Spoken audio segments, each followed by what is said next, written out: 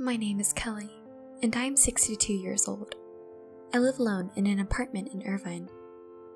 My mother divorced shortly after I was born, so I grew up in a single-mother family. Fortunately, after the divorce, my father provided me with adequate support and cared for me until I entered college. Following that, I joined a reasonably well-known company, and we had an arranged marriage thanks to an introduction from my boss. My son was born soon after, and we were enjoying our days together. But my husband died suddenly because of illness shortly after my son began working. My son's name is Mike. He was an honest child who cared for me as a child, but his personality began to change when he entered college. His selfishness worsened after my husband died, and he would say things like, "I'm on my own now, so leave me alone." I'd say he's become more dependable, but I'm wondering if it's because I'm getting older that I'm feeling a little lonely. My son is marrying the daughter of one of his client's presidents, whom he met through a business acquaintance. Her family seems to be a rich family, and they look down on my son, who comes from a single-mother family, at first. But her father said, "Talking about family background nowadays is an anachronism. That is fine if you both agree." When I first visited her parents' home for the wedding ceremony, I was astounded by its size and magnificence. I then gave my son the house I was living in and moved into a new apartment that I purchased with my husband's inheritance. It is in Irvine, but I like the peace and quiet of the suburbs. My son's wife had the temperament of a wealthy daughter from an old rich family. She seemed to look down on me, a divorced woman living in a small Irvine apartment. She seemed to think I was a poor person on a pension. "I don't mean to be rude to you, but may I ask you a question?" "Yes, what is it?" "I'm afraid you have financial problems." "Thank you for your concern, but I've been able to make a decent living." "My family is well known, and my father is the president of a well-known furniture manufacturer. He's the CEO. Do you get what I'm saying?" She boasted about her family as if it was normal to do so. "So, do you believe you'll be able to obtain financial assistance?" "What do you mean?" "Let me tell you frankly, I don't want our money going toward your living expenses." She believes I am a poor woman who will be a burden on her family. "Oh, I never thought about it." "Perhaps not now, but you will, won't you?" I was wondering what kind of education she got. "Oh, well, thank you very much for your generosity, but you don't have to worry about that." "Keep that in mind." She then walked away from me. Her reaction was unusual, and I could tell how bad her personality is. Then, sometime later, my son and his wife visited me. I made a lot of homemade dishes to keep them entertained since my son returned after a while. My mother was from the Anaheim region, so I made light-flavored dishes. I made a vegetable stew and boiled some fish. She is from the Palm Springs region, so she thought they were too bland and didn't taste good. "It's a pretty bad dish. Is there more meat or something?" "I'm sorry. I grew up near the sea, so I know how to cook fish but not meat." "You had a very poor diet, didn't you?" she said, dismissing my modesty. But I wasn't impoverished. I barely got back at her. "I'm not sure how you define poor, but we weren't poor." My son, who was standing nearby, unusually took my side. "But it looks poor because there are only vegetables and fish. This vegetable soup was made from instant tofu and dried seaweed." Her arrogance was unending. "I don't make ready-made meals. I make it by myself." I was so enraged that I retorted angrily. "But, Mom, her family's meat dishes are excellent. Palm Springs has many brands of elite beef, and I'm now a big fan of it." I didn't understand what my son was thinking. He reversed his earlier opinion and followed up with his own wife. Her family, by the way, is living in a well-known area in Palm Springs for its elite beef. "Please cut the elite local beef. It's easy to cut with chopsticks and melts in your mouth. I apologize. You usually eat the best one. It's quite expensive, so it's not for you. She giggled as she put her hand over her mouth. I couldn't help but laugh at her. One day, when I had almost forgotten about such things, I was invited to Anna's parents' home. Because it was the end of summer and there were few tourists, I was asked if I wanted to come. It was my son's idea this time. I accepted the invitation because I had no plans and had not had the opportunity to visit Palm Springs. Despite the fact that it was an invitation, I brought some sweets from a long-established Irvine shop as a gift. Don't worry about it. I get tired of eating so much, but since I'm here, I'll receive it. Anna's sarcasm irritated me, but this is my in-laws' home. Except for me, everyone was an enemy. My in-laws' house was as beautiful as ever. They had renovated the garden and created a pond in which the carp swam gracefully. The carp cost approximately $10 million. They are few in number, but I chose quality over quantity. I counseled them. His wife looked overjoyed. I was reminded of how much she shows off things. My son and his wife invited me to a luxury hot spring hotel nearby. I enjoyed their magnificent hot spring facilities, as well as the pride and joy of fine Kobe beef. I think I would have enjoyed it even more if there were none of her usual sarcastic comments. Then there was the time when we went to my in-laws' house to say thank you and goodbye, and we were all drinking tea together. Thank you very much for your assistance this time. I was able to enjoy hot spring and delicious food because of you. My thank you speech changed into a terrible situation. There's no need to thank me for that. His wife seemed to be preparing for a battle.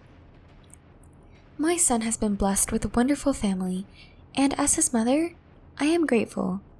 Thank you very much. I said something that I had no intention of saying. My main concern is for you. I was concerned when I saw your house. Do you live with your pension? That should be enough for a normal life. But won't it eventually run out and force you to come to my parents' house for assistance? I'd appreciate it if you could refrain. I have never considered it. No, it could happen anytime soon, could it?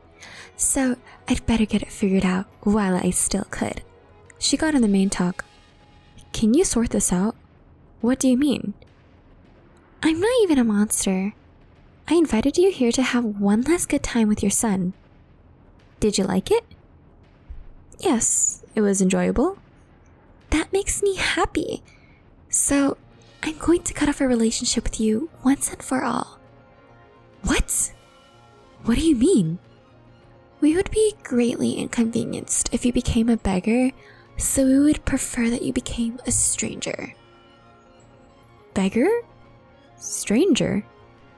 I repeated her words because I didn't understand what she meant. That's why I'm asking you to abandon us now. Do you get what I'm saying? I was enraged by her condescending attitude, but I managed to keep it under control. I realized what you meant. If you wish that, I will do so. She was relieved by my understanding response. Don't worry, I've already prepared the bus fare for your return trip. Bye then. She continued sarcastically until the end. Anyway, I just want to thank you for what you did this time. Thank you a lot. I returned to Irvine after leaving those dismissive words. I was furious at what my son and his wife had done to me, but I didn't take any action. Then, in an attempt to de-stress, I traveled to Beverly Hills, a city I adore. I've stopped sending money to my son for good since then. I had been giving him some of the dividends from my father's stock as pocket money, but I had no choice but to stop when he told me he was going to distance himself from me. My son begged me to keep giving him money, but I refused, saying that I would no longer support him because we broke off our relationship. Apparently, he doesn't inform his wife that I have sent him money. Anna was holding his wallet, and apparently, he was spending money from me on anime merchandise. When they got married, Anna threw all of his prized possessions away. and then he gradually began collecting them again. Then, I heard that Anna's father had passed out. Fortunately, he survived, but due to his stroke, he was unable to continue his work. And my son and his wife have assumed the roles of family governor and president. My daughter-in-law's family is quite wealthy, but the company's management was aggressive and unpopular. Since my son and his wife took over the company's management has been plagued. Clients were dissatisfied with the way the company has been run and have stopped doing business with them. I would normally have gone to see him because he was my daughter-in-law's father, but because I had been cut off from them, I did not. Anna has a similar personality to her father, so she will probably most likely conduct herself in the same way. However, she does not appear to have much business acumen in my opinion. I was concerned about her future because she is selfish and looks down on others. The company's sales have fallen as expected, and the new business she started has failed to materialize, leaving them with nothing but more debt. Sales of high-end furniture, the company's mainstay, remained slow, and it was clear that the company as a whole would lose money in the future. I was concerned, but I decided to wait and see what happened.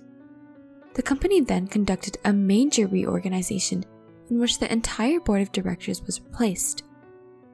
My son, who became the new president, called for the main business to be downsized and new divisions to be established. I'm not sure about the specifics, but it seems that the decision was made by Anna, who is the company's largest shareholder. My son is a representative director, but he seems to have gone unnoticed. It was definitely her way of doing things. However, this was a big failure. Sales in the main business operations plummeted, and the new division performed far below expectations. The stock price dropped significantly as the company's performance deteriorated, and the company's survival became doubtful as more and more employees who had given up on the company began to resign. I had been watching the stock price, but it kept falling. Dividends were no longer paid, and the quarterly reports and stock firms' general comments were depressing. The company may be delisted soon. If the stock is delisted, it will be impossible to buy and sell shares on the market, and raising funds would be extremely difficult. Banks are unlikely to extend loans, so the only option is for them to liquidate their holdings. Her parents own a number of local forests and other properties, but they are not expected to be worth much because they are in a rural area. Still, at the end of the day, they had no choice but to sell them. I can't be bothered because I'm cut off from them. I carried on with my life in the same as before. My son and his wife then contacted me several times for some reason, but I ignored them because I didn't need them. Then there was the time I was on my annual sightseeing tour of Beverly Hills, admiring the autumn leaves. The mushrooms this year were smaller, possibly due to the weather, but the flavor was richer and the taste was excellent. It soothed my heart when combined with the colorful scenery of the autumn leaves outside. While I was enjoying Beverly Hills' autumn scenery and food, I received a call from one of the staff members. "There's a visitor here to see you." Huh? I don't have an appointment, and only a few people know I'm in Beverly Hills. What is the visitor's name? Yes, Smith. Her name is Anna Smith. Smith? I paused for a moment, but it hit me right away. I know her, but we're taking a break from each other for some reason. Please ask her to leave. Yes. She is very eager to see you. She even got down on her knees. How should I deal with this? Well, there's nothing I can do. Send her to the guest room, please. I'll return once I've finished getting ready. I returned to my room and changed into something more appropriate. It's been a long time. I understand your family, and I have been cutting off our relationship. What made you come here? I had no idea you came this far. I greeted her calmly. It's been a long time. Thank you so much for forgiving me for all the disrespect I've shown you in the past. What is this? I'm not forgiving you. I only came to see you on a whim. Misunderstandings would make you difficult to think.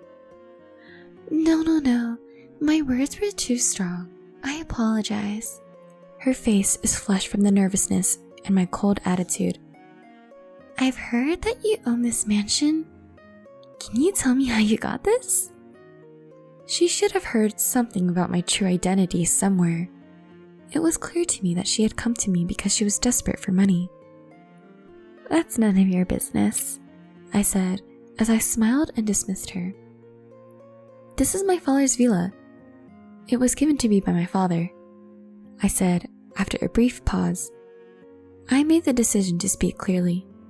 Oh, who is your father? John Scott. He's deceased, but don't you know him? What? Oh, the previous president of Scott Trading. Does that mean you're the former president's daughter? This new revelation has made her shocked. Let me explain this in detail. I am his daughter of his ex-wife, and I use my mother's surname. My half-brother is the current president of the company. My mother has already died, and I have been taking distance myself from the Scott family. Because my personality is not suited to business, I delegated company management to my younger brother. I wanted to live quietly for the rest of my life, so I received a portion of the company's shares as an advancement from my father and got this house. I see. She seemed she understood. Let me tell you about my current financial situation. As an inexperienced stockbroker, I do not buy or sell stocks, but I do receive dividends twice a year. Dividends are paid to me twice a year, which covers my expenses. To begin with, I don't want to live a fancy life. This house is managed by my brother. He has a maid stationed in the house, so I can use here at any time. She was almost speechless. Why are you here, by the way? I just wanted to double check that I'm properly abandoned, am I right? Yes. As you are aware, our family business is struggling, and I was hoping you would be willing to assist us. She begged desperately. What's the point of this? I asked with my plain expression. When my father became ill, my husband took over as president, but he was inexperienced. As a relative, I thought it would be better if I took charge, so I assisted him in various ways. Do you mean that my son was merely an ornament for you to wield real power? That's exactly what I'm saying. At this point, she must have concluded that her bizarre evasions were futile. Her explanation was accurate, though. What happened next? The product mix change that I had initiated had failed, and we were saddled with massive losses and debt, and I did everything I could to help. So you're saying you've turned to me? That's correct. I let out a sigh. Do you want me to assist you with that? Yes. I'd be delighted to assist. Do you remember what you told me? You will isolate me from your family because I'm a nuisance to you if I beg. What exactly are you saying and doing now that you said it would be a bother if I begged? Oh, it's for money. That is known as begging in this world. You are correct. Right? I told her with a smile. I will decline. I don't want you to dismiss me. You've treated me so poorly, and now you want me to assist you. I apologize. I'm sorry, but I need... She bends her knees and rubs her chin against the floor. I didn't pay attention to her and said, I am not a person who is capable of giving alms to a beggar. Please leave. Please. The bank will no longer lend to me, and I have nowhere to rely. She kept getting down on her knees, and she didn't care that the hem of her dress was a mess. Please leave. I sincerely wish you the best. The visitor is leaving. Send her to the entrance. And for the last time, sprinkle some salt on them, I told her and my maid. The 4 maids dragged her out of the room, standing her up and holding her from both sides as she remained on her knees and refused to move. I went back to my room, returned my gaze to the blazing autumn leaves, and softly murmured, I just want to live in peace. Later, I knew that her company had gone bankrupt. She gave up her land and house to settle down, and with the little money she had left, she rented a small, rented house, and they spent days working part-time. I'm still living in an apartment in Irvine. When my son married and moved out, he bought a cat for me because he knew I'd be lonely. He is Dime, a Maine Coon. He is a long-haired cat, so he is difficult to care for, but he enjoys being brushed and is always quiet. Seeing his comfortable face makes me happy as well. I'd like to go to Beverly Hills. Why don't we go in the winter like we always go in the fall? It's too hot for you in the summer. He began biting my hand sweetly while I was petting him. Hey! He licks the spot on my hand, where he bit me as if he apologized. You're so cute. Time had already won my heart. Then I returned to Beverly Hills. Outside, it was snowing. Dime is in my arms, staring out the window with me. You were only the size of my palm when you first arrived at my house, but you've grown so much. I thought he was quiet, but Dime fallen asleep before I noticed.